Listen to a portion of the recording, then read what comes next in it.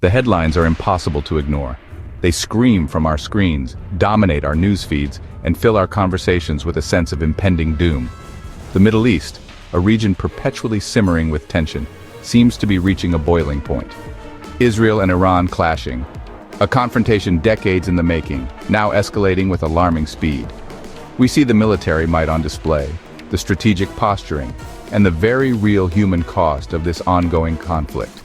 Missiles flying, streaking across the night sky, symbols of aggression and retaliation.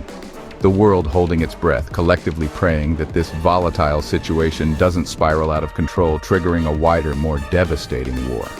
Just months ago, Israel shocked the globe with Operation Rising Lion, a daring and meticulously planned operation that sent shockwaves throughout the international community. Precision strikes that crippled Iran's nuclear and military sites. The operation was swift, decisive, and undeniably effective, leaving Iran reeling and the world wondering what would come next. Iran confirmed the devastation, the extent of the damage clear for all to see, a stark reminder of the vulnerability of even the most heavily defended facilities.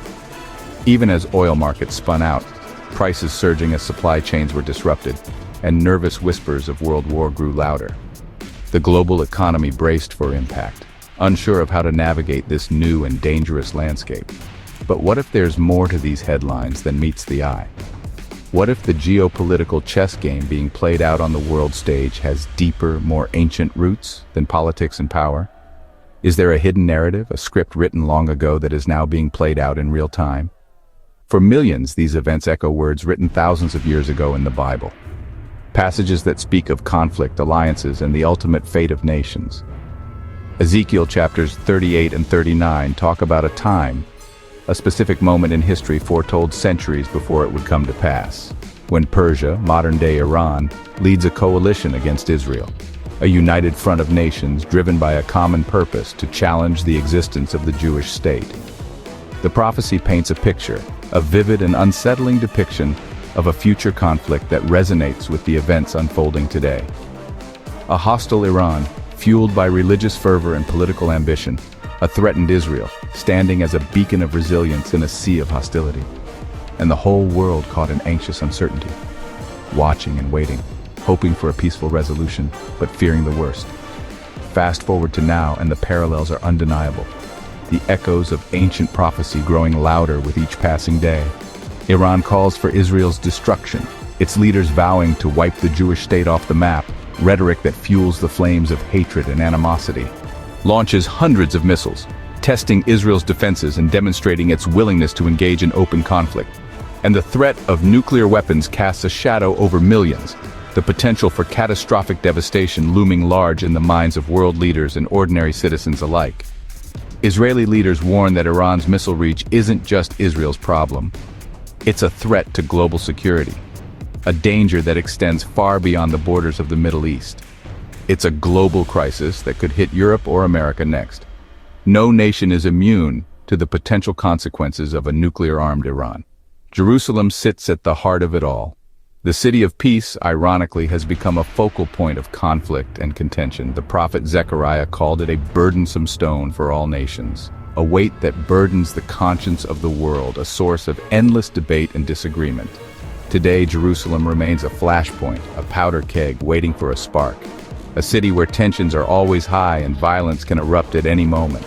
Claimed by both Jews and Muslims, each viewing it as their rightful capital, their most sacred place. A city at the center of history and faith. A place where the past and the present collide, where ancient prophecies and modern realities intertwine. If these ancient prophecies are unfolding before our eyes, if the events in the Middle East are indeed a fulfillment of biblical predictions, does it mean the end is near? Is this the beginning of the end times, the culmination of centuries of prophecy? Jesus' words ring out, offering a message of hope amidst the chaos and uncertainty. When these things begin to happen, look up, don't despair, don't lose hope, because your redemption draws near. A promise of deliverance, a beacon of light in the darkness. Maybe you're anxious, maybe even fearful. The news can be overwhelming, the future uncertain. But from a Christian perspective, this isn't just about war. It's about something much deeper, something much more profound. It's a call to examine your own soul. to reflect on your own life, your own values, your own relationship with God. The Bible says none of us are perfect. We all fall short. We all make mistakes. That's why Christians believe Jesus came to bridge the gap between humanity and God, to offer a path to redemption and reconciliation, to offer forgiveness and hope, even in uncertain times. A message of love and grace that transcends the chaos of the world. Whatever your beliefs, these world events urge us all, regardless of our background or faith, to pay attention, to look deeper, to question the narratives we're being told, and to seek truth and understanding, and perhaps to prepare, to be ready for whatever the future may hold, both spiritually and practically.